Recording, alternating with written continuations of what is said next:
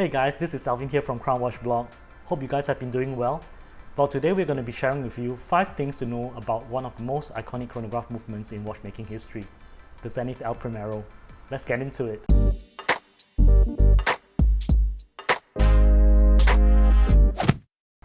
To understand the El Primero movement, we need to understand the history of Zenith.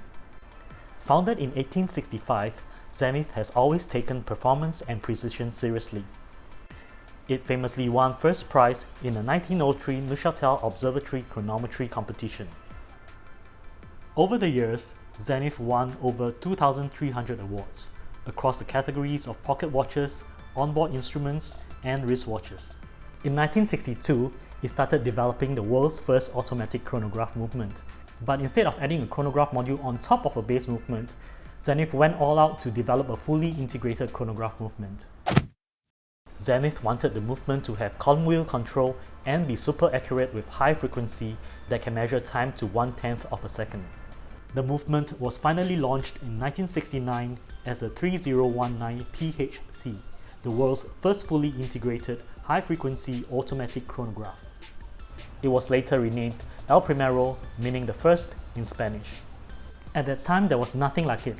The performance and specs were groundbreaking, and the movement's constant evolution ensured that it remains true today. The El Primero's signature feature is its high frequency, which beats at 36,000 vibrations per hour. The high frequency allows for a smoother sweep of the chronograph hand, which lets you measure up to 1/10 of a second.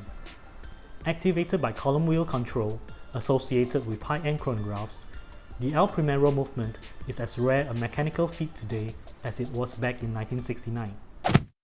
But for all of the El Primero's groundbreaking innovations, the movement almost went extinct not long after it was launched.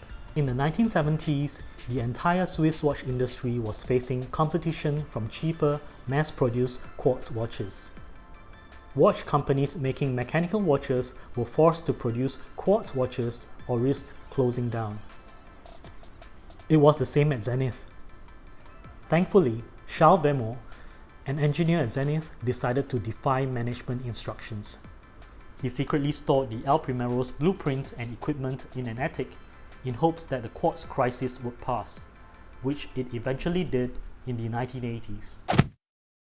Today's El Primero comes in 3 different variants. There is the Caliber 400, the same El Primero movement that has been in production since 1969.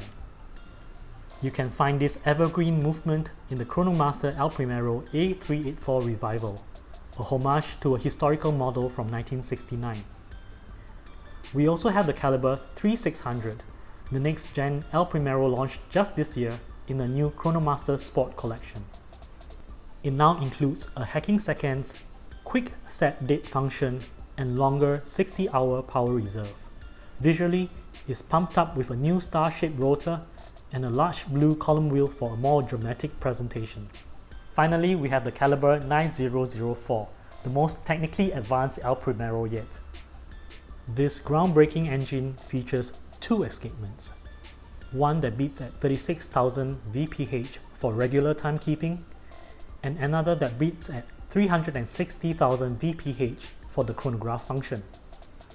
This allows the wearer to measure time to a mind-boggling 1/100th of a second.